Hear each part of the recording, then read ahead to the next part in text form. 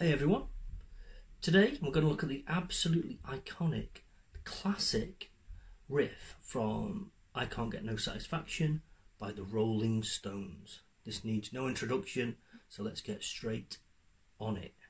Right then, first things first, I shall play through the riff.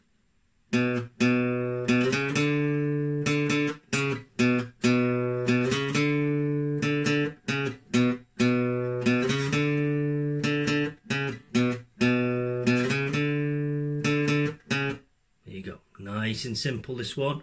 All on the 5th string here. The A string. Okay, so we need the 2nd fret first. We're going to play that twice. Then we're going to play it again, but we're going to go straight from 2 to 4. Number 5. 5 again. Okay, there's a little bit of repetition going on in this riff. Okay, so you've got 2. 2, 4, 5. 5, 5, 4, 2, 2, 2, 4, 5, 5, 5, 4. 2, 2, 2, 4, 5, 5, 5, 4. There you go. Nice and simple. So straight off the bat there, I'm using 2 fingers.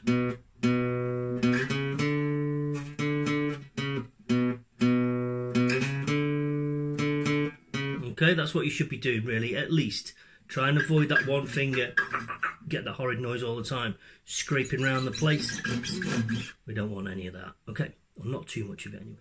So if you want to, you can use this as a bit of a finger exercise, this tune, and you would adopt the 1 finger per fret idea, starting with the 2nd fret. Okay, obviously you don't need your middle finger or your 2nd finger because there's no number 3 in this riff, and that would look a bit like this. There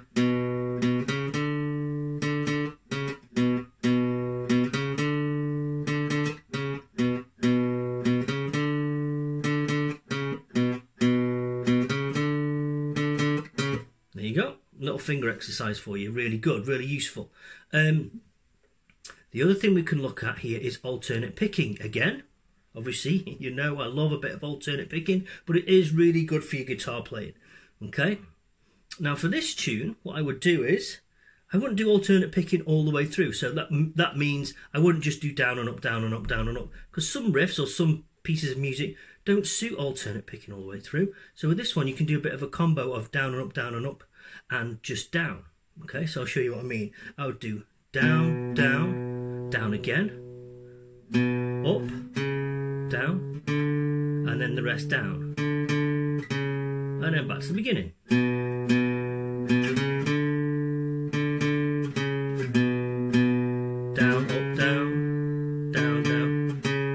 So a bit of alternate picking in there, but not doing down and up every single time, alternating between doing down and ups and then just down strokes.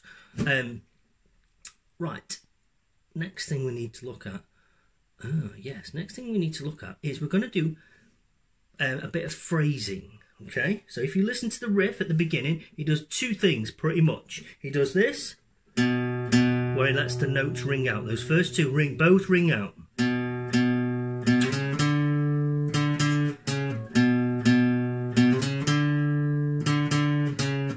Okay, the other thing he does is he cuts off the note. Okay, so we're going to look at 2 ways he does it. He does cuts it off and then lets the 2nd one ring. Okay, now the way you cut off that note, you mute it, is there's several ways of doing that. You can play it and then use your plectrum or your fingers or your hand just to rest against the string at this end, down here. Okay. Another way you can do it is one of your fingers at this end, here, rests against the string immediately.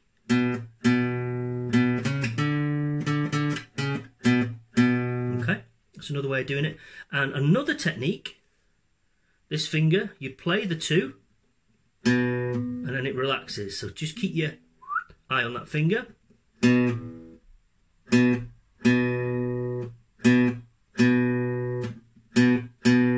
Okay, it's a very subtle way of doing it. That's quite hard. initially. It's one of those things, if you start thinking about it too much, you can't do it. Okay, so that's how he's muting the notes.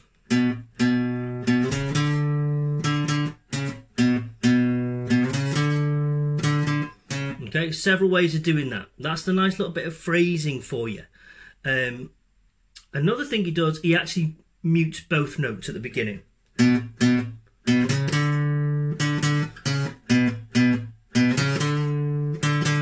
Okay, so he cuts both of them off. Okay, so you use your technique to cut both of them. He also does a bit more of that kind of muting around here on the 5th fret.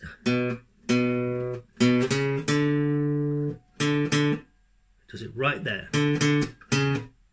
5, 5, mute before you go to the 4.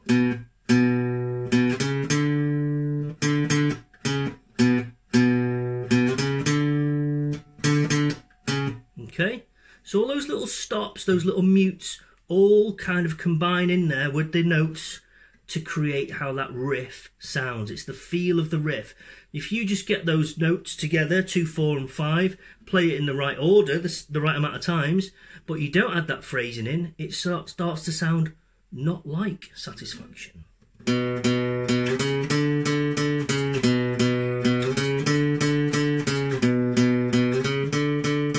That's me playing the same notes, but without putting those little nice little bits of timing and phrasing in there that create the riff. Okay, I want to do 2 more quick things with this riff.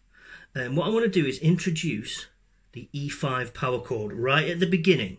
Okay, so if you remember, the E5 power chord is 2nd fret of the A, and you play the E and A together at the same time. Okay.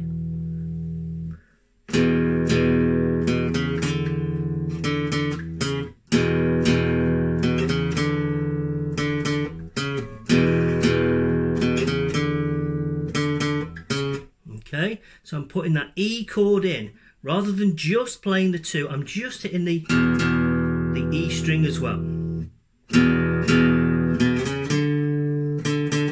Then you put your timing and phrasing in again, muting the strings down this end.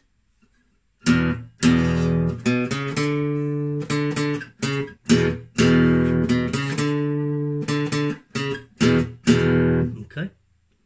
That just embellishes on it a little bit, gives you something extra to do with that riff. And finally, the last thing we're going to do is we're going to incorporate an E major chord.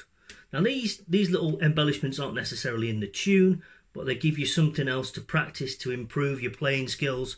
These are just like a bit of an exercise. Sounds pretty cool anyway. We're going to do an E major chord. So your first finger is on the 3rd string, G, fret number 1. Your middle finger goes on A, fret number 2, that's the 5th string. Then your 3rd finger goes on the 4th string, which is D, 2nd fret also. So it's fret 1 G, fret 2 A, fret 2 D. Scoot this round for you. That is your that's your E major chord. Okay, now this is quite tricky. What you're going to do is you're going to strum it twice, but this time you've got all 6 strings. Okay, I'm putting a little bit of phrasing in there, strumming it, stop, and then letting it ring.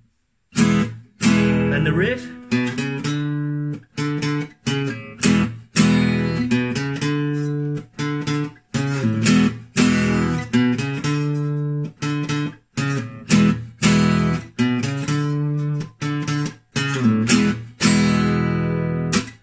There you go. Hope you've enjoyed that. Classic I Can't Get No Satisfaction by the Rolling Stones. Take care.